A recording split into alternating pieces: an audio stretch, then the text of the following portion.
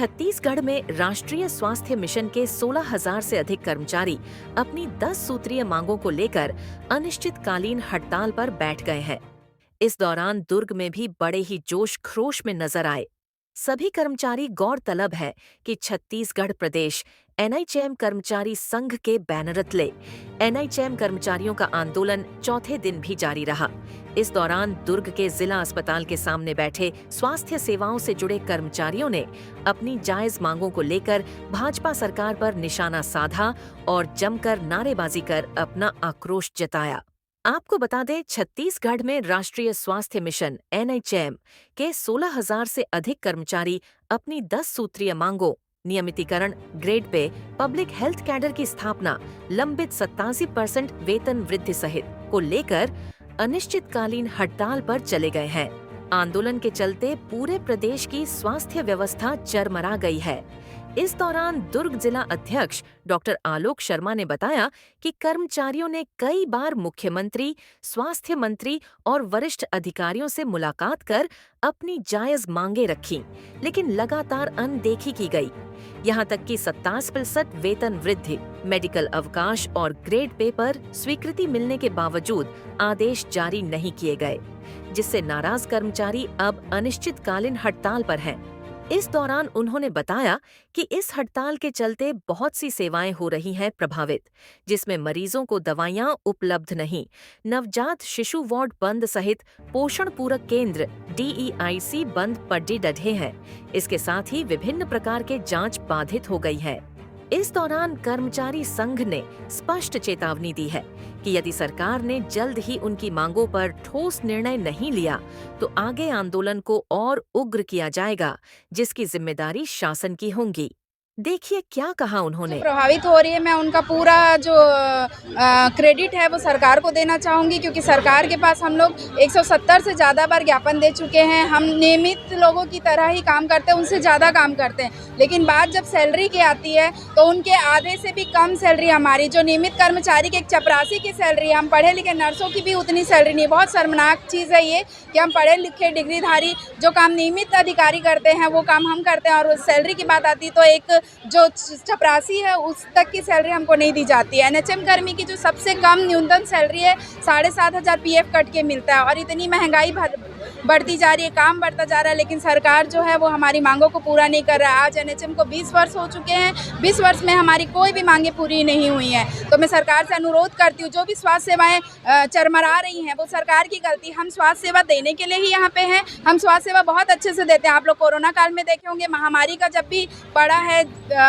जो भी महामारी पड़ी, चाहे वो कोरोना हो, चाहे वो दस्त, उल्टी दस्त, डायरिया हो, चाहे वो डेंगू हो, हम सब में कदम से कदम मिलाकर सरकार के साथ लोगों की सेवा करने के लिए खड़े रहे। हम अपनी जान को भी नहीं देखे, और कई लोग भी कोरोना काल में भी हमारे जो साथी है वो अपने प्राणों की हानि उठाकर अपनी सेवा देते देते वो चले गए। तो मैं सरकार से यही निवेदन करती हूँ, हमारा नाइट शिफ्ट, डे शिफ्ट, हर प्रकार की शिफ्ट रहती है, सुविधाएं भी नहीं होती है सर, महिला कर्मचारी होने के कारण, और हमको कई बार लोगों का जो पिए हुए लोग हैं जो उनका सामना करना पड़ता है, ना हमारे पास गार्ड की सुरक्षा होती ना कुछ, लेकिन हम तीनों टाइम में करते हैं, तो बहुत तकलीफ है, बहुत परेशानी है। और जो हमारी 10 सूत्री मांग है, जब जैसे कि आप जानते हैं हमारे मातृत्व राज्य जहाँ से मध्य प्रदेश से छत्तीसगढ़ का गठन हुआ है, वहाँ पे भी बीजेपी की सरकार है। जब वहाँ पे सिविलियन हो सकता है, ग्रेड पे निर्धारित हो सकता है, तो डबल इंजन की सरकार हमारी छत्तीसगढ़ में, हमारे यहाँ पे क्यों नहीं हो सकता है? तो मैं बस छत्तीसगढ़ शासन से यही कहना चाहती हूँ, डबल इंजन की सरकार है, हम लोग सब पढ़े लिखे लोग हैं, सब ज़्यादा काम करने वाले लोग हैं।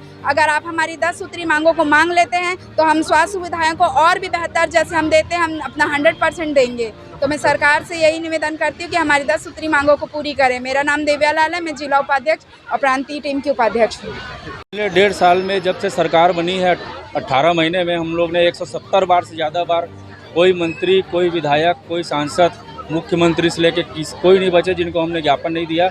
लेकिन जब हमारी सुनवाई कहीं से भी नहीं हो रही है, तो पहले हमने 1 मई को मजदूर दिवस के दिन स्वास्थ्य भवन का घेराव किया था।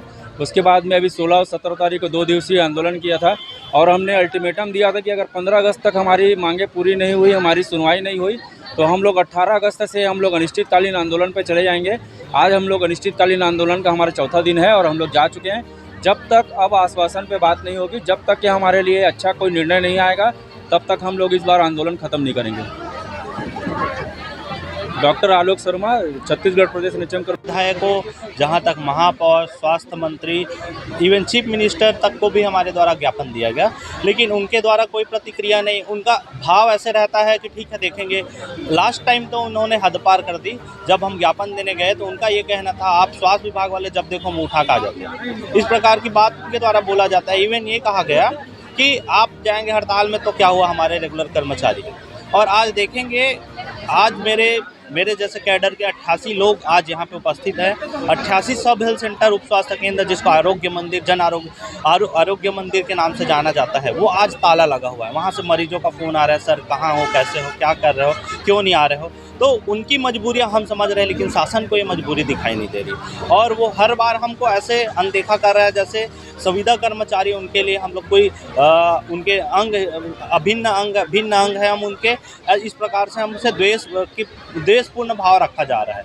आज देखेंगे कि 2005 से लेकर आज तक जितने संविदा कर्मचारी आज रिटायर की उम्र में आ गए, लेकिन उनकी मानदेय क्या है, आज उनका घर चलाने को मजबूर है, अपने बच्चों को पढ़ा नहीं पा रहे हैं, अपने भविष्य को बना नहीं पा रहे हैं। इस प्रकार की स्थिति हमारी ये रूपरेखा रहेगी अनिश्चितकालीन हड़ताल। अगर शासन जब तक हमको लिखित में हमारी इस मांगों पर सुनवाई नहीं करती, तब तक यह अनिश्चितकालीन चलते रहेगी। आर नहीं तो पार हम लोग ये मान के चले हैं। अगर शासन हमको या तो बर्खास्त करके हमें घर में बिठाए उस लायक रहेंगे, या फिर अगर हमें दे तो कम से कम 2 रोटी के बजाय हमें पेट भर रोटी तो प्रदान करेंगे। मेरा नाम भोज कुमार देशमुख है, मैं CHO संघ का सदस्य हूँ।